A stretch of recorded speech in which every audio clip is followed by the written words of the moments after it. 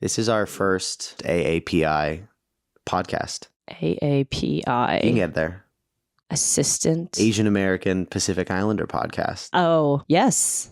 That's true. Yeah. And it's the first... I'm Filipino, if that didn't come across. I did not. You would never have guessed it, but yeah. And it's not even AAPI month. And When is AAPI? May. It's May, yeah. And when does this episode come out? It comes out in April. It'll be like the first. I know. We could push it to May. We are leading into We really could AAPI. push it to May. You know what's also great is that May is also my birthday month. Ooh. And so man. I like May is like a big month for me. Whoa. I'm like, Man. What you date? know, May 3rd. It's also podcast month. Who knew? Is it? Is it? No, you're making it up. Michael is making this We need to up. make it a thing. We'll make it a thing. Yeah. We'll declare it. On this episode of Sips and Clips, we sit down with Alison Chang, my former co-worker and assistant editor on Here. Alison has worked on a range of projects, including the films Missing, as well as the TV series The Brother's Son. She joins us to discuss her journey from studying psychology and cognitive science to building a career in film editorial, and how her knowledge in Mandarin, Chinese, and Korean has opened doors to some exciting opportunities. Welcome to Sips and Clips. My name is Leanne McFalls, My name is Michael Schusterman. and we've got a very special guest today. I will let her say her name. Hi, everyone. My name is Alison Chang. Allison and I worked on Here together that was like 2 years ago now, which is crazy. 2023. Wow, yeah. Yeah. For me, it was summer 2023. Yeah. You started in, was it July or June? I started in June, and then we overlapped only slightly because I wasn't on there the whole time. But Right. yeah. Yeah. Well, we worked on Here together, and Allison is an assistant editor. So she's going to talk to us about her experience, and she's got quite a little bit different experience than most people, I think, in the film industry. I haven't really met many people who did not go to college for film or any kind of like arts degree, Yeah. I should say. You know, we know people who've gone for like film studies or communications or some kind of something that was related Some type to of film. BFA. Yeah. Ugh. Yeah. But Allison did not do that, and we'll get into that. But first, we'll start with what we're sipping on. And Allison's very excited. She told me yesterday, I talked to her, and she's very excited about what she's sipping on. So go ahead. Okay, I am excited, and it is editing related. Great. So You Love have a it. drink that's editing related? That's right. So it is not from this brand that is on the side of my cup. So we don't have to mention it. But We don't, because we're not getting sponsored by yeah, it. we're not you don't getting get sponsored anything. either. Yeah, it's a branded cup. But All I'm saying is Hailey Bieber adjacent. And those smoothies are $22 Yes. plus. And they sell milk for $40 in a small mason jar. But Yep. anyway. That's right. Well, what I have, they should sell it here. But anyways, so last year I started getting sick a lot, just like the cold and the flu and things like that, and it was impacting my ability to work. So, and I'm normally like a pretty healthy person, so it was unusual for me. And so I just kind of started doing some research into how to like take better care of ourselves, you know, especially in this job. And I stumbled upon making homemade kefir. Kefir? Kefir or kefir? I pronounce it kefir. So What is that? I was going to say, I have not even heard of what this is. yeah, so you know, like gut health and probiotics is like a Okay. big thing right now. Yeah. So kefir is kind of like these grains, and they contain like a lot of like bacterial strains. So it's like a probiotic. So it's like a probiotic. And so you can buy kefir at the store, you can eat yogurt or even drink kombucha. But if you buy it from the store, because it's like commercialized, they have to maintain the conditions in which you make it. So they say it only contains about 10 to 12 bacterial strains, which is of healthy bacterial strains. But if you make your own probiotic drink or product and stuff like that, you can get up to like 60 strains. And you want more strains. The more strains, the better. Huh. I just looked this up just Kefir. as a definition for people. And now I'm going to have to ask you how you made this. It says that kefir is a fermented milk drink That's correct. It has been linked to numerous benefits for gut health. So it's fermented milk. Yeah, so I need this. Yeah. Yes. Fermented milk. We're turning up in here. We are. I'm looking at a Reddit thread where someone's talking about kefir, and the top comment is, kefir is like crack to me. I'm not sure why, but I love that sour taste. So there's your ad right there. There we go. Okay, is it a quick process to make this, or is it like you kind of like let it sit for a week or something like that? That's like the beauty of it, is that it's super easy to make. So you buy the grains, or once you get into it, you could even get grains for free. The kefir community is very open and welcoming.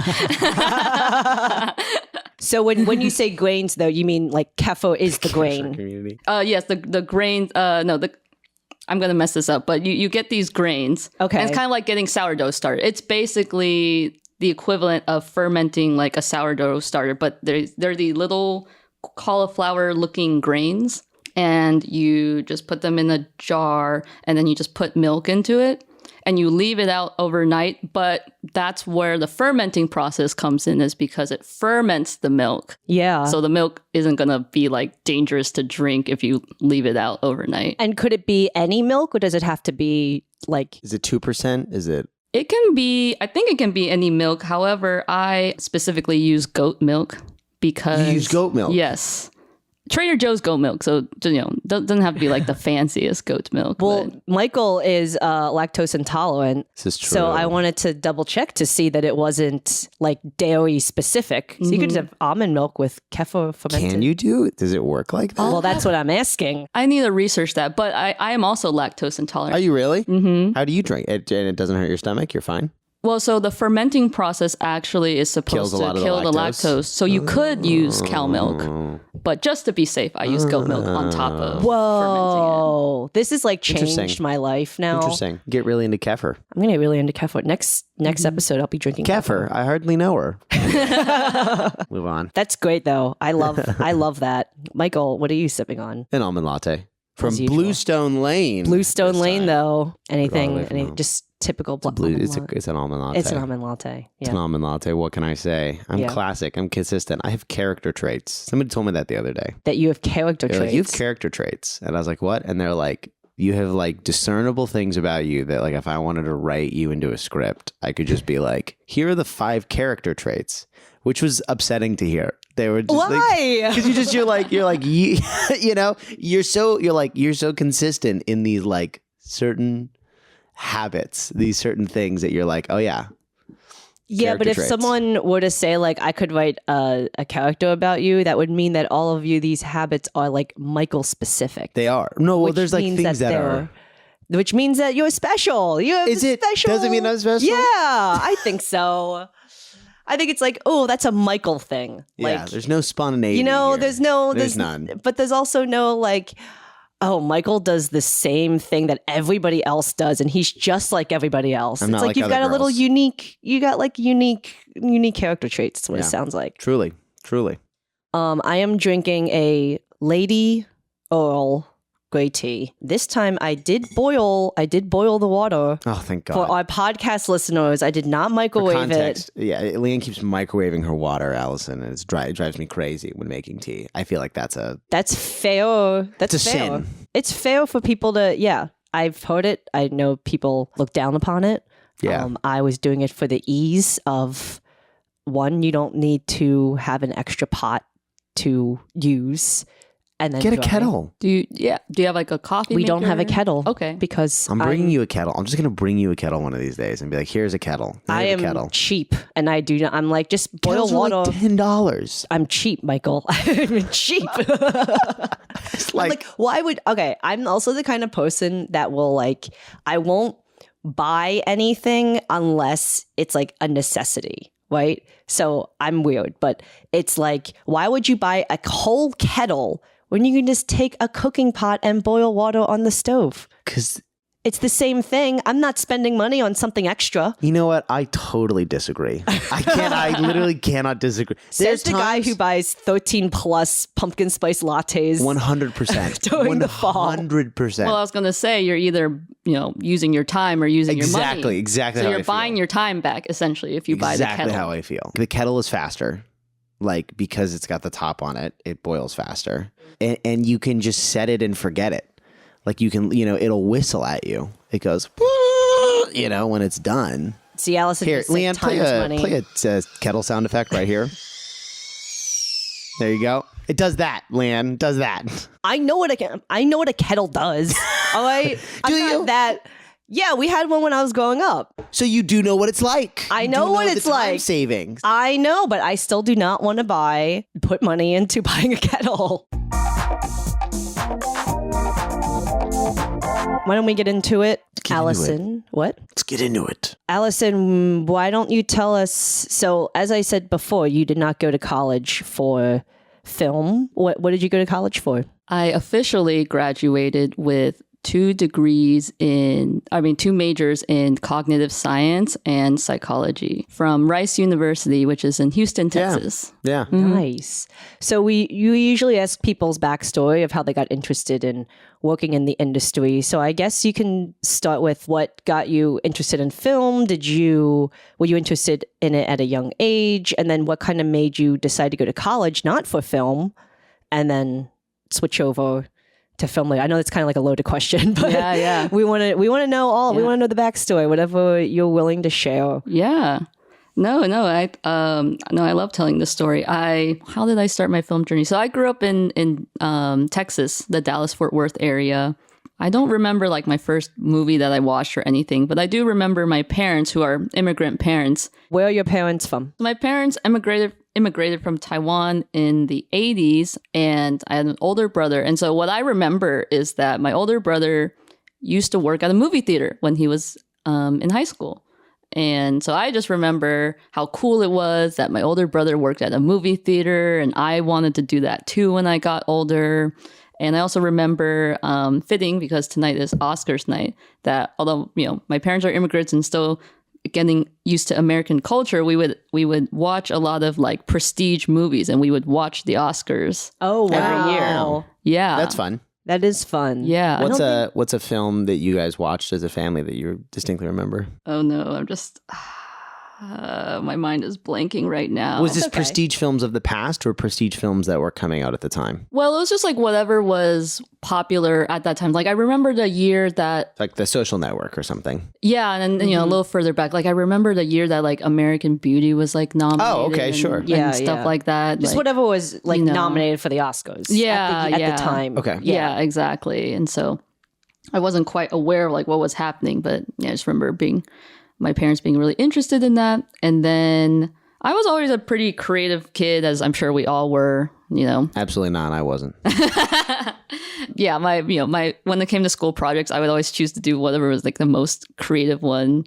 Like. So your teacher's like, you can write an essay or you can make a video about this. Yeah, basically. I did the same thing. Anything that, if it involved writing an essay or something else, it was always the something else. It was like, I'll make the diorama. I'll make the like drawing. I'll make the little clay figure or something. Exactly. That's so funny. I always chose the essay. Really? I always chose the essay. There's a handful of times I made videos in middle school and high school, but like writ large, I was like always about efficiency of homework. So I was like, literally whatever is the fastest way to get done with this, I'm doing it. So Oh my God. I was never good at writing essays, so that's why I always chose to. I would get into like arguments with my parents because they would be like, you can't say that in a paper. And I'd be like, but why not? Why can't I say the word stuff? Like, you just can't. I'm like, but what else is there to say? It's just stuff. Like, why can't I write that in academic paper? Napoleon And I get so lost mad. at Waterloo in some stuff. Yeah. I was like, why does It implied what happened afterwards. that makes sense. Come on. Totally for an academic so paper. funny. So that's one of the reasons why I always chose that as the other creative as well. Anyway, back to Allison. So how I really, really got into film and editing. So I also grew up was going to like church, and in church you have like a youth group, and it's just like kids just hanging out with each other. And one year we had like a graduation ceremony, and they wanted someone to like essentially direct the skit that they put on every year. Oh, wow. Yeah. And so I volunteered, and like, as I said, I'm always the one to do the most creative version of that project. So I was like, I want to make a video this year. Of course. Yeah. And so I just like directed and wrote this like the skit, and that part was fine. Like the production and the shooting part was fine, but I had never edited anything before. So after we finished shooting, I remember kind of similar story to you, Leanne. I remember like just sitting down at my computer, sat down, started editing, and didn't sleep or eat or drink anything for 24 hours and just edited the whole time. Sleep as well? Yeah, I didn't eat sleep and drink. Yeah. For 24 hours. I like pretty much like don't remember doing any of that. Yeah. How did you survive without kefir? Exactly. Yeah. No, it's just pure adrenaline. And I remember just being like, oh, this is what it means to be passionate about something. Mm-hmm. Yeah. And then, I very excitedly, eventually, like how I got into not going to film school and stuff is just mainly that even though I had this discovery that I found something I really like, there were still like all the practical elements of living a life, going to college, living a life. Yeah. So my parents were just basically like, you need to find something more practical to do. And at the time I was optimistic. I was like, it's so great that I found something that I was so excited about early in life, but I'm sure there's something else that I like too. Right. Yeah. Yeah. So I ended up just going to Rice University, which is, very, very good school, especially if you want to study STEM, science and math and stuff, research. A lot of people come out of that wanting to be doctors. So all my classmates and friends ended up being either like aspiring doctors or engineers and things like that. And then I quickly got there and realized that I tried to fit into that mold and very quickly realized that I was like a fish out of water. You weren't pre-med. I went in like undeclared, but I thought something like economics or, something that everyone just says that that's what they want to do when they don't know what they want to do. Business, all of that stuff. But I just remember like the first year I decided to like put away all my creative endeavors. And I was like, I'm going to focus on, being a good student and figuring out this science stuff. But I just remember the first year being like really creatively like dry. Yeah. And just, like, and so after was there any type of like, did the university have any type of created majors, or was it kind of like strictly science or business or something? Yeah, they actually did have a film major, but it was only like 10 courses, and they had various like social sciences. Say Rice is a very like, I've always known of Rice as like a very like medical heavy school. But I just remember, so by sophomore year, I was like, I have to do something else. I eventually stumbled my way into a psychology major and a cognitive science major. And those really appealed to me because they were the study of people. So I've always like found it really fascinating just how people behave and interact and just react to things. And so as opposed to my science classes where I was getting like B's and even C's, I just pretty much was just acing all of my psychology classes. Yeah, that's awesome. Yeah. And there's still like especially at a school like Rice, if you go into something like psychology, then your path is probably most likely going into a research environment. Like you're going to go into academia or you're going to go get like a master's or you're going to go work at a research lab. So and which is where I eventually found myself halfway through my sophomore years. I eventually found myself leaning towards that path. And I'm like, okay, maybe I'll just go be like a neuropsychologist or something like that and study the brain and help people out and do research. So then the summer after sophomore year, I was essentially working at a research lab studying like traumatic brain injuries.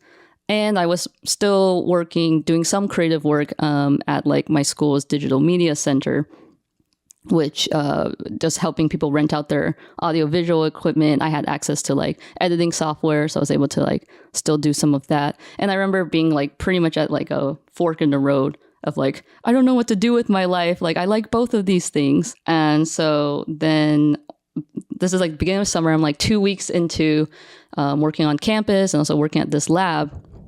And I don't know. Yeah, I let people interpret this how they wish. Like, I'm like a spiritual person, but people might just think this was like a coincidence and things like that. But 2 weeks into the lab, I go in and I'm talking to like my manager and stuff like that, just having a normal conversation. And just like all of a sudden, I just hear this voice. Whoa. Like, just like as if someone is like booming talking to me. And they just told me, you need to get out of here right now. Whoa. Wow. That's terrifying. Yes. It was so terrifying that I literally stopped my conversation and I was like, excuse me, I have to go to the bathroom. Oh my God.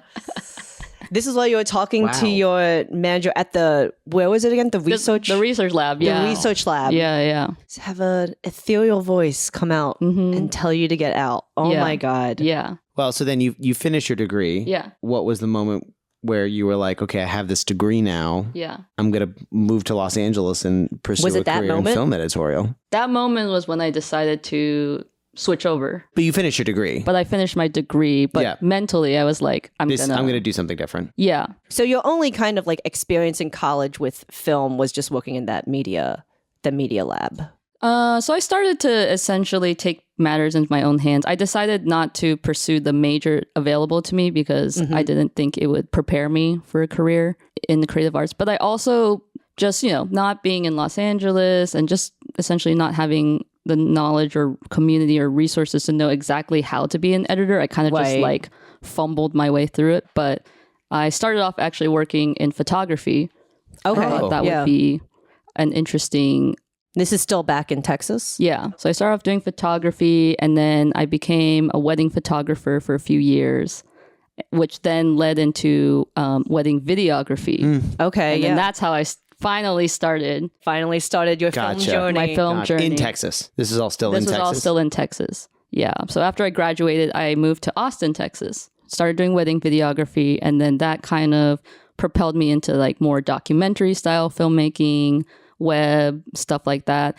And actually all throughout this process, I didn't know that I wanted to do narrative or even kind of like Hollywood stuff specifically. I just knew I wanted to edit and just wanted to be in that space and tell stories. So how I actually got into narrative film editing is that someone that I had met in Austin met someone who was an editor for like kind of like trailer stuff, but like kind of more specifically like EPK stuff. And they were actually working for Sony, but they were living in Austin, Texas. They were looking for an assistant editor. So then they recommended me and I started kind of just freelancing for this EPK company, just doing all of that like DVD stuff or like things like that. And I realized from working on that, I was like, oh, actually the idea of like working in Hollywood and movies sounds interesting now. So maybe I should like try that route and go to LA on all of those things. But I wasn't quite ready to go to LA yet. And then this was 2019. And so I kind of took like another year and worked at this company. And then in January 2020, I decided like, I'm going to move to LA this year. Nice timing. Nice timing. Exactly. My lease to end my apartment actually fell on like March 15th-ish. Oh, God. Oh, my God. Lockdown day. Yeah. So... Lockdown week. Lockdown week. But I did eventually move out in May 2020. So okay, so you did stay back in Texas for a little bit. And then you just because the world is ending because the pandemic happened. So you moved to LA May or June of 2020. Yeah, that's when I moved too. Oh yeah. Yeah. I mean, moving to LA is very hard. Moving during a pandemic, even harder. I can't even imagine. It was tremendously odd. Yeah. It was tremendously odd. It was like you drive down the streets and there's just nobody and like, I remember driving down the streets and being like, this is it's a ghost town. It's weird. Yeah. So my first assistant job came very quickly, actually. It's about 6 months after I moved out here. Oh, wow. Yeah. On a scripted show? Mm-hmm. Wow. Yeah, I got very lucky. So how did that come about, though? Facebook, actually. It was also that, you know what I will say? That doesn't terribly surprise me. That was kind of that, because 6 months after June, what was that? That's like Yeah, I mean, January of 2021, around then? 6 months after June would be like November. yeah, October, November. Yeah, that sounds Yeah. about. I think that's October, when I November. started getting most of my scripted work too. Was around that time Yeah. because there was nobody in town. Like that was the thing. It was Yeah. like a lot of people had left. Entry level assistants and entry level PAs just like weren't in Los Angeles.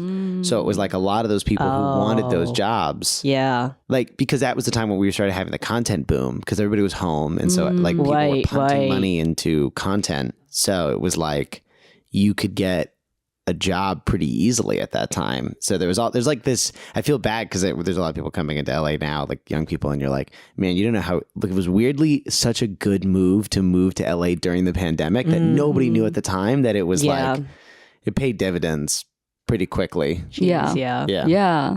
I don't know. Did you have this experience, Michael? But like because I moved out there and it was the pandemic and we couldn't meet in person, I did a lot of like I did a lot of Zoom coffee chats. Yeah, exactly. Yeah, I did a lot of Zoom coffee chats. And then it was a lot of work on Facebook. It was a Yes. lot of people being like, I need an AE or I need a Yeah. PA or I need a whatever for like big stuff too. Yeah. It wasn't like, just, I feel like, on Facebook, a lot of times it's every once in a while you'll see somebody asking for like a big show, but most of the time it's like web series or small commercials or small movies or stuff like that. I mean, this was like HBO show looking for assistant. Like it was like a pretty crazy time. Yeah, and there was a time where people were really active about wanting to help each other. That's how I Yes, met that a too. lot of people. They would literally post on Twitter and Facebook and just be like, "Hey, I want to help like a young aspiring editor." Yep. Yeah. Wow. Like, DM me. Hashtag post chat on Twitter. That's right. Such a Exactly. was such a good spot before it all went to hell. Unfortunately. So yeah. So what was the first job? Yeah, so the first job that I worked on is a film called Missing. It came out in Oh, yes. 2023. Oh, Yes. the sequel to right? Yes. I saw the first one. Yes. I saw Missing too. That's a fun one. That's a crazy one for that to be your first movie. Yes. Yes. Christ. What was the sequel to what? Is Searching? Yeah. Is the first one? It's the movie I that all heard of takes place on a Searching. laptop screen. The whole thing takes place. It's like Okay. a screen recorded laptop. Well, I've heard of both of them. Yeah. Yeah. You haven't seen Searching? It's real. I haven't Searching seen and Missing either are of them. both I'm so really sorry. good. No, not at all. The filmmaker came to Chapman and he came and talked about doing. I think maybe I'm misremembering wrong, but I'm pretty sure it was him. Michael described it really well. So Searching and Missing are part of, I guess, what we call a genre called screen life movies. Where Screen life. I've never heard that term before. Interesting. yeah. And Can there's- can you describe what exactly that is or what that means? Yeah, so the context of these films is that there's a story taking place, but the whole screen that you're looking at is entirely taking place on, say, like a laptop screen. Most of the time it's like a laptop screen. And you see the characters because they will interact with the screen the way you would interact with a computer. Like if we want to find a way to see the protagonist, you pull up the FaceTime window and they're acting through the FaceTime window, or the plot goes They're having forward. a FaceTime call with somebody. That's so And that's how they're having crazy. a conversation. So. Also, how during Wow. a pandemic, What a perfect film to what a be perfect making. film to be. Oh my god! Also, but that's so crazy. That's your first scripted show. I feel like that's such a That's already also, and then here, wow, you really hit the niche of Niche, yeah.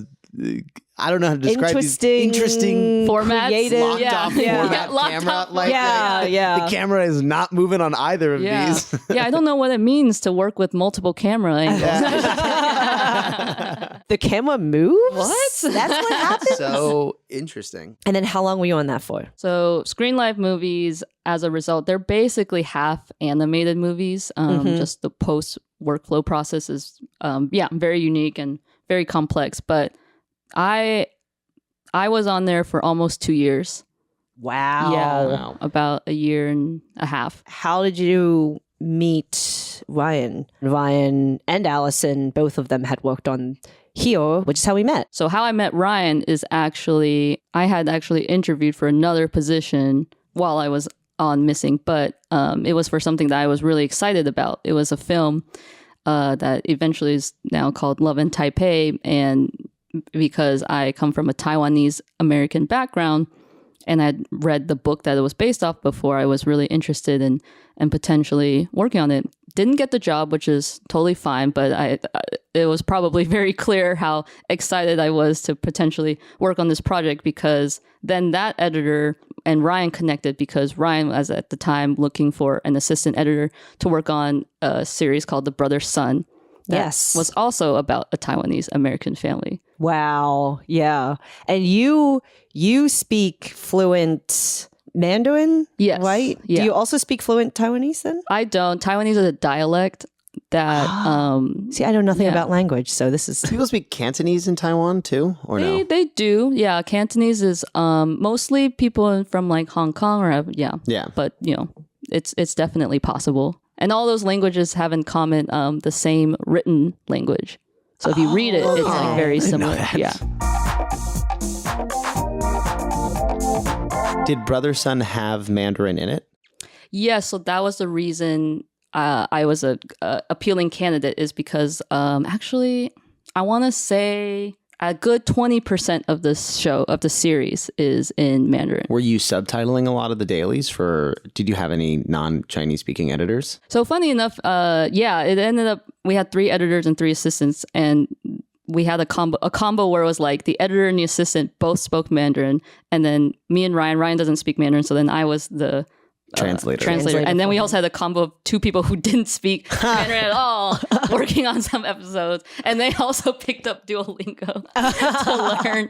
I love it. But I did subtitle for Ryan, and I was really excited to do that. So and then I also got to have that added bonus that not only did I subtitle it, I also got to give him like a pronunciation performance pass. Oh, okay, cool. So I would string it out and then be like, oh, here are the ones that I think like sound the most accurate. Oh, because these actors weren't fluent. They weren't native Chinese speakers. Not all of them either. Exactly. Wow. Well, I was going to ask what it was like to work on a show, a film like that. That sounds so. That's so interesting. I Never thought interviewed of for that. a show once. I've always wanted to do this. This is. I've always would love to work on a show that's not fully in English, and I just always feel like that would be cool. I interviewed for a show once. I had to turn them down, but a lot of it was in sign language, and so each team had a sign language interpreter assigned to them, and so like part of the job was going to be subtitling dailies with the sign language interpreter. And then it was like they were also offering ASL, like sign language classes, to all of the editors and assistants. Oh, wow. So they were like, we'll pay for you to go to take these classes, like if you want to like do it, so you get better at this. So I always thought that would have been such a cool show to have been on. So that's a cool experience. That I feel like that's got to be fun to work on a show in a kind of middle language that you know so well. And also, I also want to add one more thing to how I got the brother-son job. So learning Mandarin was actually not the reason I got the job. It was just like a little bonus. Well, it was the bonus was that he was actually, unbeknownst to me, he interviewed me and told me you needed someone to learn Mandarin. I was like, okay, great. And then at the very last minute, he was like, oh, and we're also looking for someone who can speak Korean and Cantonese. Oh. He's like, do you know any of those things? And I was like, I just happened to spend my pandemic learning Korean. Oh my God. Wow. It really was like a fate match made in heaven type crazy. situation. Oh my really was. God. Wow. So then because you now knew like all of these languages, right? Yeah. Essentially. I mean, that's where you got. So everybody out there, learn a second language. Mandarin is specifically might help you. Yes. One of the hardest all languages of us should learn to learn. Mandarin just in general. We should, but all the hardest language to learn. Just everybody learn it. You know. Yeah. Yeah, I think Mandarin is considered. It's like I was looking this up once of like they have like difficulty tiers for languages, and I think Mandarin. It's like Mandarin and Japanese are the highest in terms of difficulties to learn, I think. Because it's all characters. It's so and it's interesting. pronunciation and tones, which Yeah, can that's be really the part hard. So hard. Tones That's can be the part really that hard, gets me. especially for American ears. I've listened to videos about people going through different tones, and they'll be like, this tone means strawberry, and this Pinion. tone means this thing. And I'm like, you don't want to say the wrong thing. yeah. And I'm like, I could barely hear the difference. But if you know people who, anyway. All right. So you got this job with Ryan, and then I guess I'll jump into. So now you're kind of been Ryan's assistant, sort of, or you still were jumping around with different different editors? So we're ever since the brother son, we were always trying to find a way to work together again. Okay. Yeah. So we did work together on here, and since then we've been a little bit off sync, but we still keep in touch and we're very close. I just went to his birthday party last week, so that was nice. Yeah, we are going to try and get Ryan on the Yeah. podcast. I'm curious now that you know you kind of found your way to scripted and you're working in it. I feel like that's interesting coming from like an unscripted background or from like a more of a commercial background, weddings, stuff like that. There are a lot of like, I don't know, there's like a way that scripted editorial works that's very different from other kinds of editorial work. Just the politics and how you talk to people and when you talk to people and giving notes and that whole kit and caboodle. How did you go about learning about like the culture of the industry writ large? How did you feel like, adapting to that versus what you were doing before? Yeah. So, I mean, prior to scripted work, I was just very much the mind of a freelancer and an editor. So I was kind of just very run and gun. I'm the creative person who interfaces with the client and things like that. So I'm the one coming up with ideas and notes and just doing the actual edit. And so scripted has been an interesting journey of like kind of not going back to square one, but just going back and like you said, learning these politics and learning the hierarchy where before, I was just my own editor. You could just say whatever you wanted to whoever, right? Yeah. But I do think that's where my psychology background actually helps me. Oh, interesting. Okay. Yeah. I would say, I mean, controversial if I may be, but I think if you can't study film or don't want to study film, I think you should study psychology. That's a good, yeah. I think that'll get you just as far in the industry than knowing the technical stuff, because as we all know, half the work is actually just interacting with people. Right. Yeah. Have you brought the psychology and cognitive science into an edit, like narratively? Have you been like, I think this scene should go like this because Freud says so or something? Like, have you done that, or has it more just been helpful in like interacting with the personalities of Hollywood in general? I would love to apply it one day to like a scripted piece. But yeah, so far it's mostly been so helpful with interacting with other people. I used to do this on the shows that I worked on. I don't think I did it on here because I wasn't there long enough. But I used to ask my crew what their Myers-Briggs personality types I thought were. psychologists hate Myers-Briggs. They do. The real ones, I guess, the legit ones. But I still the like legit psychologists hate Myers-Briggs. It's because it's not real. I've had friends who are psychologists now they're like clinical therapists and they're like, I hate Myers-Briggs. I hate those personalities. Can you guess what me and Michael are? I would need a little bit more time. You need a little bit more time. Do you and I have the same one? I don't know. I know mine. I think I know mine. I think if I'm correct, Myers-Briggs is INTJ is what mine is. I'm INSJ. INSJ. INS. I don't even know what it means, but I just have that stuck in my brain. You know what's funny? Or an ESFJ.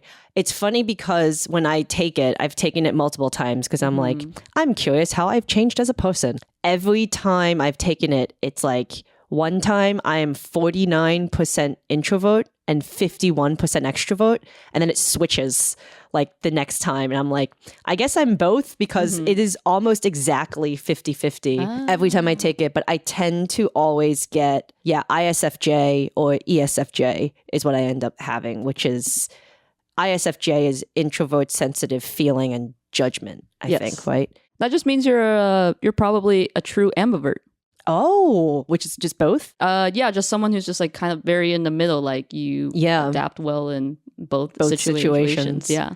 Look at that. What was yours again, Michael? You know what? I said INTJ, but all I remember is the little guy. There's like a little... Yes, the personality archetype I'm like a defender or something. The guy for INTJ doesn't look like it. It's the guy who's got the... I can see him. I'm looking at... Hold on. Give me a sec. I'll figure it out. Sorry, ISTP. Michael's got it. ISTP. It's the guy with the little... He's got the... What's the name? The drill. The virtuoso. Ooh. The virtuoso. I'm gonna look that up, and then All I I'm gonna remember is he read. had the little drill. I'm gonna read all about Michael and see what kind of person he really And is. be like, Yeah. wow, this guy is cringe. And then I am the INFP, which is the mediator. Ah. So now you know all of our Myers-Briggs. And, Yeah. Now you can psychoanalyze it. Allison can now psychoanalyze all of us. This is great. Also, I realized we didn't get into it because I'm just going through your IMDb. How did you get your days? Yeah, so I got very lucky. I moved to LA and I knew I needed to get my days, and I thought I didn't have any days. So I was like, okay, I'm just gonna, figure it out. And then I talked to, as we mentioned, pandemic networking. I actually talked to Amelia Alwarden. Oh, Yeah. Amelia, yep. Yeah. So she was super kind. She helped me with a lot of stuff, but then she also basically explained to me that I could get my days through the trailer and the EPK work that I did. Yeah. Ah, yes. Yeah. And so that saved me so much time. Yeah. So you had enough days at that point, right? Mm-hmm. So you were just like, oh, cool, I've got them and I'm ready to go. Yeah. That's so helpful. Wow. That's Yeah. crazy. That's so, yeah. Can you imagine? God, and then you move to LA right in the middle of the content boom, so you immediately get a script. You get Yeah. you get a union So, show. life Bam, advice. boom, boom. Wow. Try to start a new career during the pandemic. I highly recommend it. Wait for the next pandemic for you to start a new career. Yeah. Yeah, honestly, that's pretty good advice. That's crazy. So I do want to know, Michael and I think have both worked in cutting rooms where there's multiple. Have you worked in a cutting room where there's like multiple editors, multiple Yeah, creator. We had assistants? we had two editors. So you said that you worked in cutting rooms where there wasn't quite a hierarchy. So what was that kind of like for you? Was it then become very collaborative? Because we've also talked on the show about the hierarchy and being like, as a second. What did you work on that didn't have a hierarchy? Missing, where it was 2 editors, 2 assistant editors. Neither one of them is called a first or anything. And neither one of them is specifically assigned to one editor. So you kind of just help each other as one big team. Oh, wow, Wild. yeah. Yeah. That was kind of how it was for me when I worked on Legends of Tomorrow. They had brought in me as just like another assistant, but I was helping all of the different teams. So there wasn't, for me at that time, because I was like an assistant helping the assistants, there was still a hierarchy in the sense of like, I answered to the assistants. I answered to like what they needed. So what was it like for you? Obviously you guys are all answering to the editors, but if you're all assistants at like an even playing field, I'm guessing that it was very collaborative. It was very collaborative. And actually, so shout outs to not the first assistant the way we're thinking, but the first co-assistant editor that I worked with, Jay Sakharov. So he and I worked on Missing together. And so it's funny enough, you talk about the hierarchy. That was my first scripted show. So again, I have no idea what the levels are. And I think I was having a hard time adjusting actually because Jay was more experienced than I was. And he was just, he's like a very good assistant and just was always on top of his game and was often being able to jump to tasks faster than I was. And I remember after a certain period of time, I started feeling like, I started feeling maybe, I don't know if I wasn't pulling enough of my weight or if it was just feeling like I'm not doing a good job because it looks like I'm not doing anything. Right. And so I began to feel like, oh, maybe I should have like a conversation with him about that. But that's very scary, Oh, yeah. Especially being like my first show. I'm like, is this how you do things? Like, I don't know, but like, I don't think this is good, but not because of him, but just because of me. Like I wanted to have more opportunities to show myself. Yeah. And so I eventually had the opportunity to just have like a one-on-one conversation with him.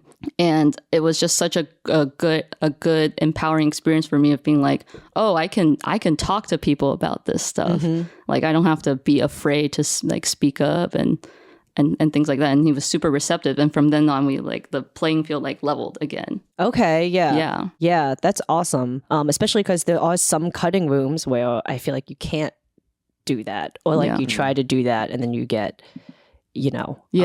exactly. And either so like, I don't know what the word would be, but just kind of like, oh, you don't know how to do this. Like, shame. Shame. Yeah, exactly. And so it was a really so great that's time. great. But overall, just like And then, I had another assistant later that I've also worked with multiple times in this co-editor position, Jack McKee. And we've also developed just a really, really solid working relationship.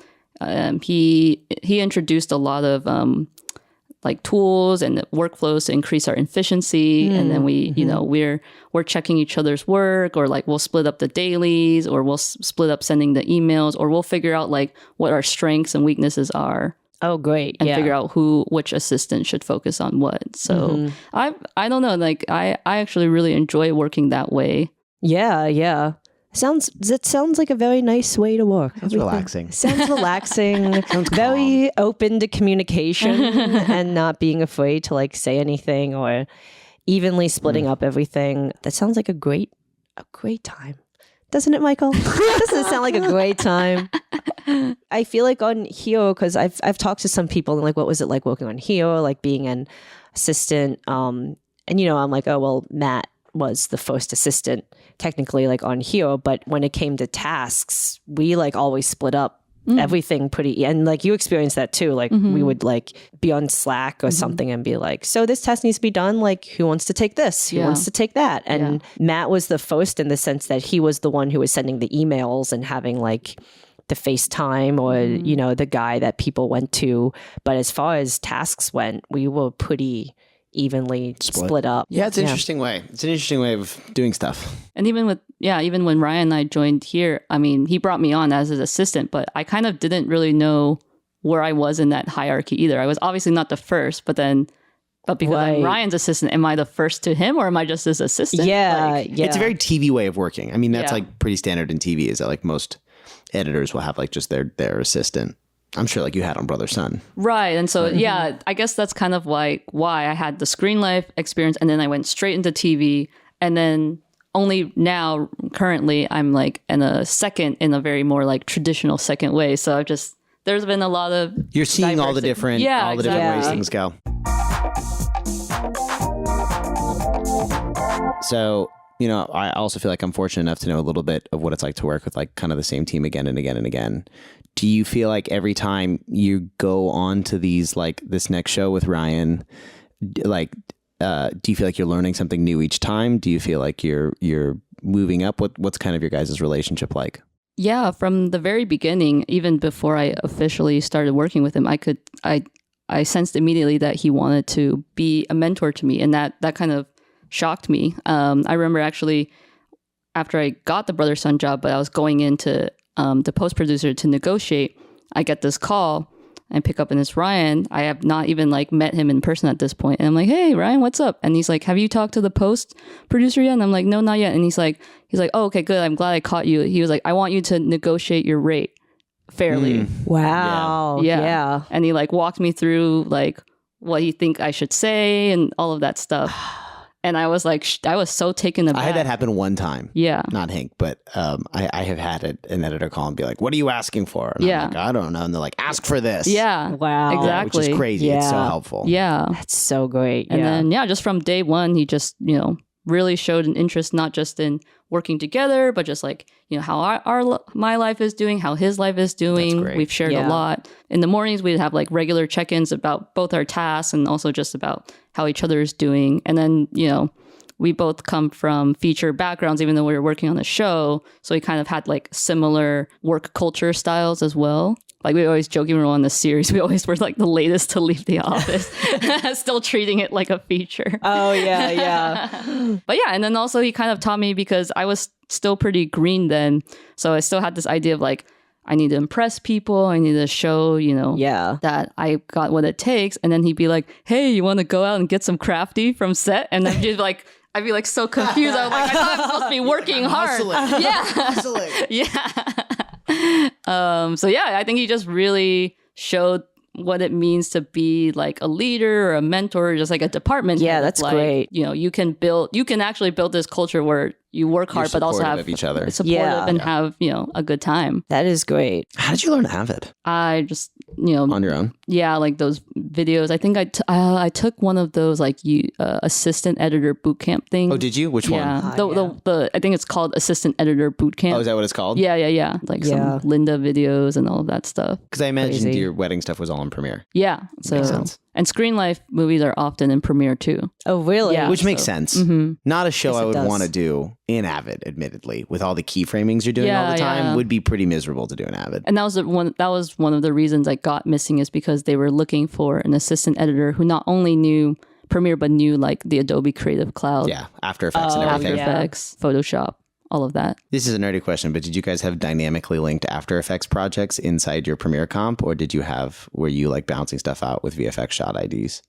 So you can watch videos on this, but the whole Screen Life workflow is like this crazy thing where we just basically reverse engineered After Effects to become like our finishing software. Wow. Excuse me? Yeah, it's really complex. Like we would cut in Premiere and then we would have like these layers of graphics that we would import from Illustrator and then into Premiere. So you Premiere. didn't have an After Effects comps. You were doing like... once we finished cutting, then we would import it into After Effects, and then we would work on the timings of like the camera moves and the mouse movements. Jesus Christ. Things like that. Yeah. Oh, boy. Exhausting. Yeah. Jeez. Well, on that note. That's a cool. I mean, that's a cool workflow. Yeah.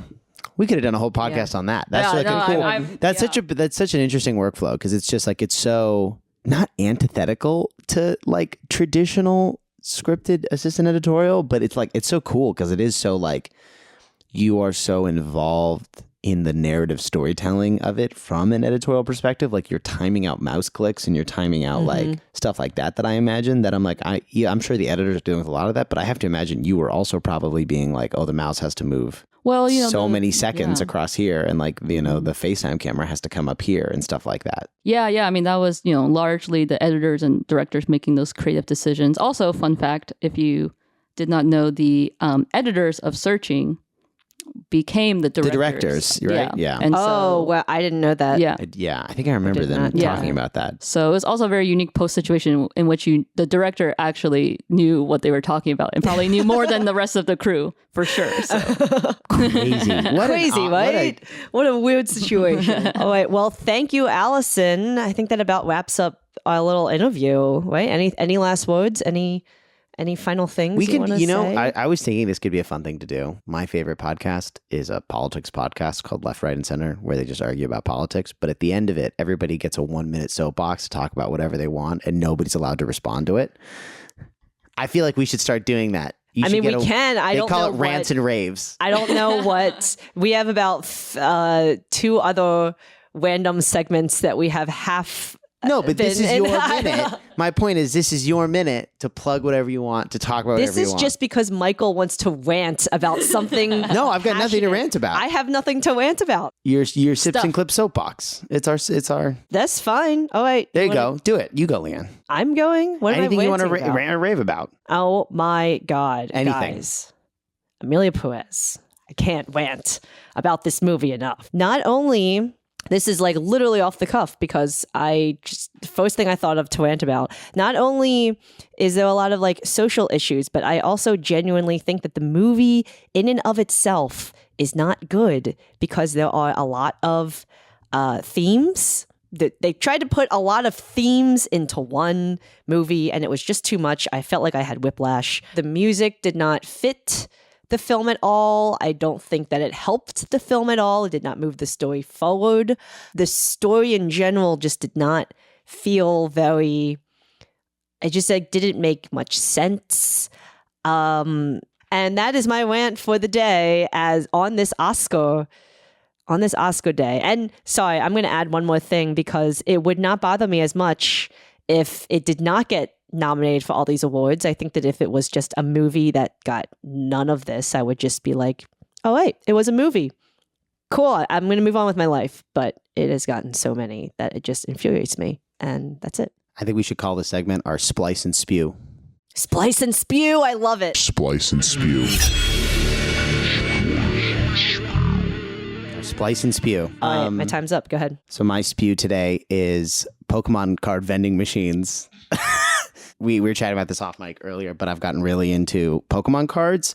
Just in the like right now, it's the hot thing on TikTok, and so I discovered that in Los Angeles there are these Pokemon card vending machines that you can go to that are like in grocery stores, at like Vons and stuff. And so like every time I'm nearby, I have like the map on my phone where I can see where all the vending machines are. So if I'm ever near one, I'm like, well, I'm gonna go try to get a Pokemon card.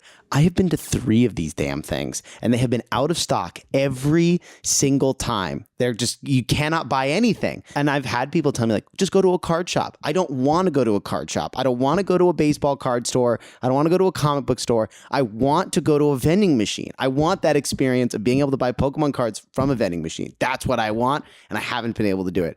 So the Pokemon company, get your shit together. Start restocking these goddamn machines, or like make it so that you can like I'm sure these things are just getting co-opted by people who are buying these cards and then reselling them on eBay. So like make it one box, like you can only buy one or something. Like make the person have to stand there and click it 20,000 times. Like I don't know what you have to do. That's my rant. That's my spew. That was a great spew. Any splice or spew, Cassidy? And we'll go to our guest. Yeah, this is an open letter to the Coca-Cola company. I don't usually like energy drinks, but I found one I do like. It's Monster. It's the juice flavor Papillon, which is French for butterfly. And one of my coworkers has a whole box of it, and we've been sharing it. And she was like, hey, do you want to go halvesies on the next one? I'm like, yeah, let's do it. So I went to Amazon.com to try and get some, and it turns out in 2025, that flavor, along with 4 others, was discontinued by Monster. And it's still available in Canada, but Canada Amazon won't ship to me, and the United Kingdom Coca-Cola company won't ship it either. In other territories, it's called Monarch. But yeah, if anyone knows how to get more of that Monster Juice Papillon or Monarch, I would like some. Like a Monarch butterfly. Allison, do you have a splice or a spew? Yeah, well, I already talked about kefir, so I'll talk about something else. My rave or splice for the week is Severance Season 2. Oh, so good. I have... Can't talk, Michael. We can't talk. Can't talk. Can I be supportive? I can say like, yes. We'll do it after. I just won't argue. I'm just going to say yes. If you guys are not watching it, you are missing out. Season 1 was already so great. We waited 3 years for it. It was 3 years worth the wait. Season 2 is an example of a perfectly paced season. End of each episode just makes me want to scream and makes me realize like how long 7 days is to wait for the next one. I seriously look forward to Thursday nights as the highlight of my week right now. And not to mention the cinematography. Just so top notch. And I mean, whatever, it already came out.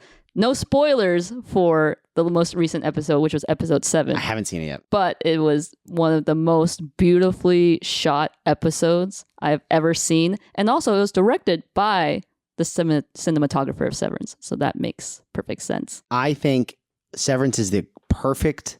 I have had this exact same thought that like every single kid in film school should be forced to watch Severance, because like how they make what is the most boring set in the history of sets interesting every single episode in a new way is like any single filmmaker that's like, this bar is not interesting enough to shoot and should be slapped in the goddamn face by Severance. And the fact that they make LED lighting, white LED lighting in a boring office interesting every episode is unbelievable. It is makes me want to work in an office. Unbelievable. Yeah, right. It's truly, it's like groundbreaking how they are able to find new interesting ways to show the same environment every single episode. And sorry, now we're just conversing. No, we're allowed to rant. Now we're just like I'm adding on your rant. But yeah. No, I was just saying, yeah, I don't know if you guys feel the same way, but just like the storytelling, like they're also doing a really good job of not dragging out the information. Yeah. They're just like, let's just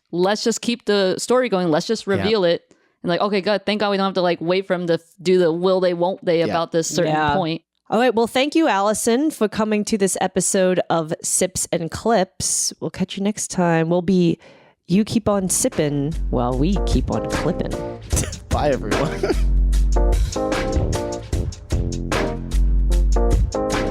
Sips and Clips is a podcast produced by Leanne McFalls and Michael Schusterman. Graphic by Max Schulman. Sound mixing by Cassidy Legan. Sound editing by Zach Griffin. Follow us on Instagram at Sips and Clips Pod. Don't forget to rate, review, and subscribe.